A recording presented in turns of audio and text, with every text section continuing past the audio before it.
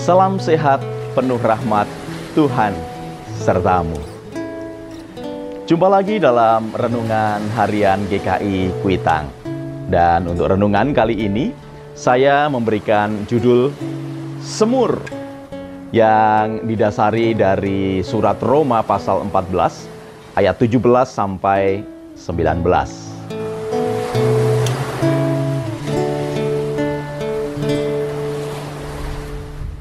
Sebab kerajaan Allah bukanlah soal makanan dan minuman, tetapi soal kebenaran, damai sejahtera, dan sukacita oleh Roh Kudus.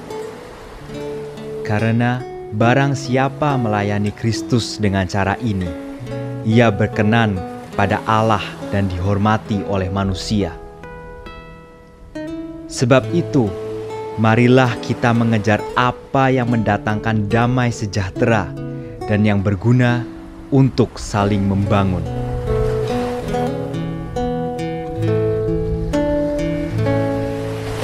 Saudaraku, saya yakin bahwa sebagian kita pasti pernah menyantap satu varian makanan Nusantara yang bernama semur. Ya, betul. Semur ada di semua penjuru Indonesia dengan nama yang berbeda, tetapi tetap satu jenis.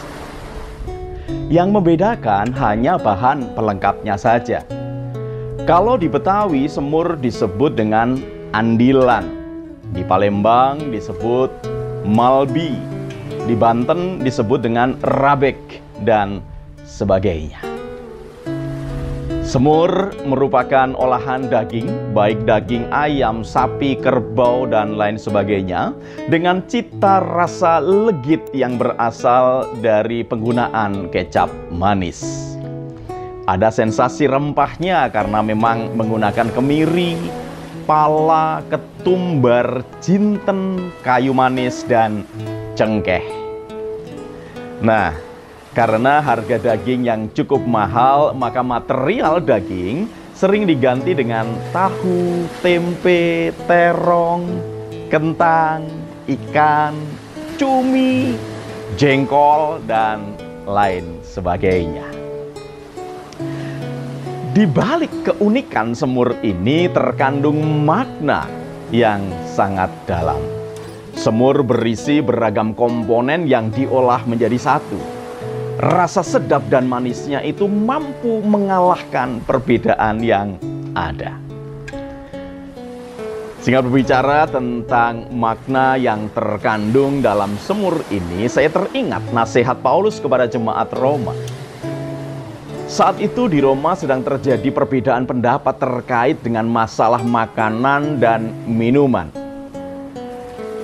Karena perpecahan yang menonjolkan perbedaan itu pada hakikatnya merupakan batu sandungan, maka kepada jemaat di Roma, Rasul Paulus memberikan nasihat agar mereka tidak menjadi batu sandungan bagi orang lain. Paulus pun berkata, sebab kerajaan Allah bukanlah soal makanan dan minuman, tetapi soal kebenaran, damai sejahtera, dan sukacita oleh Roh Kudus. Karena barang siapa melayani Kristus dengan cara ini, ia berkenan kepada Allah dan dihormati oleh manusia. Sebab itu, marilah kita mengejar apa yang mendatangkan damai sejahtera dan yang berguna untuk saling membangun. Dalam kehidupan bersama, baik dalam lingkungan gereja maupun masyarakat, orang-orang Kristen perlu menjaga diri dan hidupnya agar tidak menjadi batu sandungan. Tidak jarang hal-hal sepele dan remeh-temeh menjadi akar perdebatan serta menjadi pangkal batu sandungan. Paulus mengajak agar jemaat di Roma mengedepankan kehidupan dalam kebenaran, damai sejahtera, dan sukacita dalam Roh Kudus. Murid-murid Kristus wajib mempraktikkan ajaran Rasul Paulus untuk mengejar apa yang mendatangkan damai sejahtera dan yang berguna untuk saling membangun. Kerinduan dan isi hati Allah adalah agar anak-anaknya mengalami damai sejahtera di dunia. Anak-anak Tuhan dipanggil untuk menghadirkan dan memperjuangkan damai sejahtera dalam hidup kesehariannya. Kalau kita berpikir lebih jauh, bukankah perang, pertikaian, permusuhan itu terjadi karena unsur perbedaan yang ditonjolkan?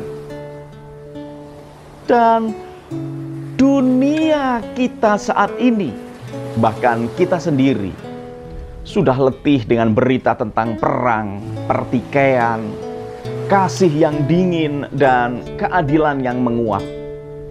Dunia kita membutuhkan damai sejahtera Allah.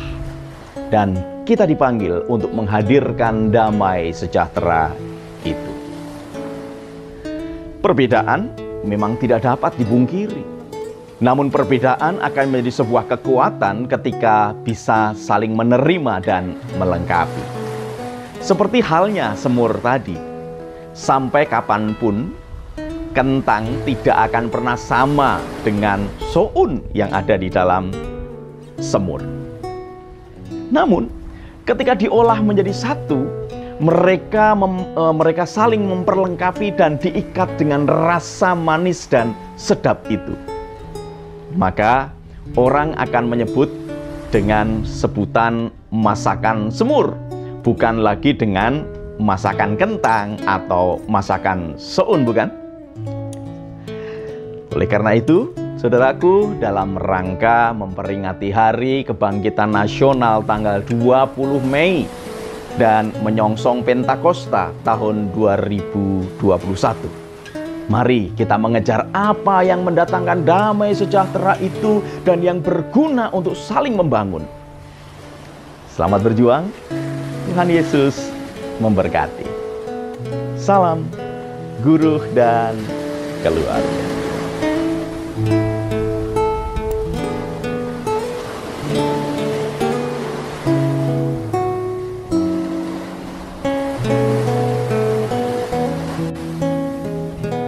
Saudaraku, mari kita berdoa.